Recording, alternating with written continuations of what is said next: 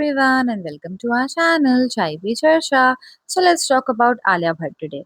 Alia is back in the news and again for all the wrong reasons. So अभी recently Alia को Best Actress Popular Film Fare का award मिला है, जिसके लिए उनको काफी क्रिटिसाइज किया जा रहा है।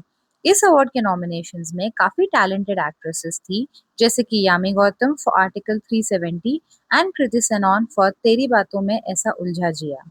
Now, Alia winning this award seemed very bogus to the audience and सबने कहा कि आलिया ने इस अवार्ड को परचेज किया है just to satisfy her own ego.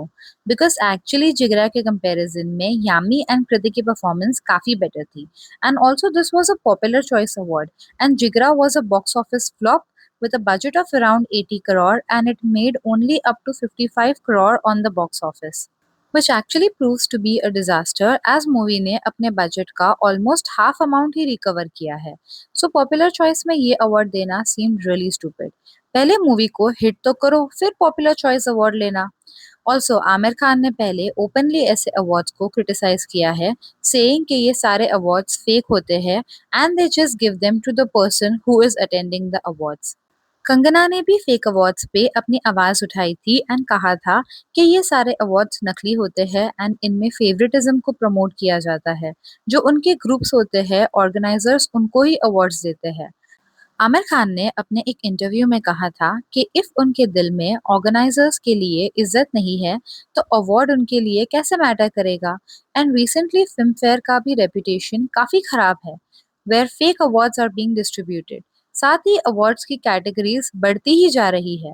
पहले कुछ इंपॉर्टेंट अवार्ड्स ही होते थे, बट आजकल तो कुछ भी कैटेगरीज बनाई जाती है just to give awards to specific people.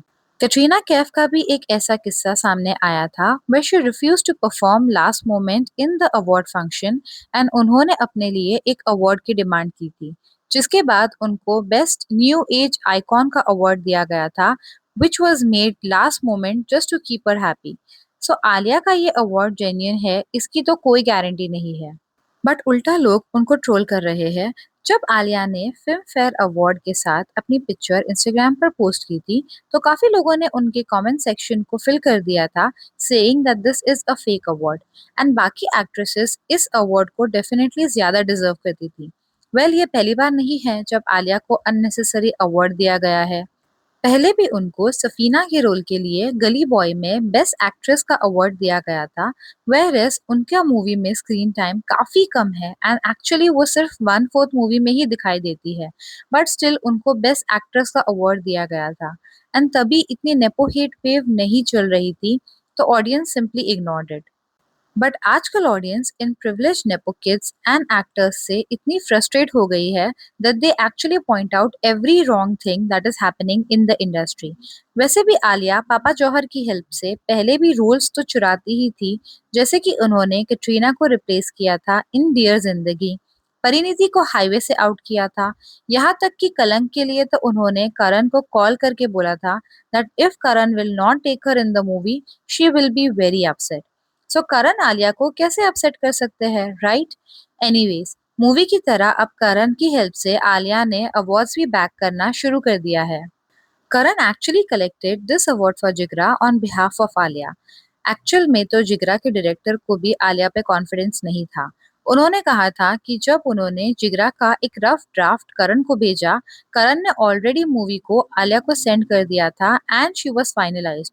The director was actually not happy about it, but Karan ने कहा कि यहाँ तो ऐसा ही होता है। सो एक्चुअल में करण ऐसा ही करते हैं एंड देन इंटरव्यूज में जाके कहेंगे why he is told for nepotism.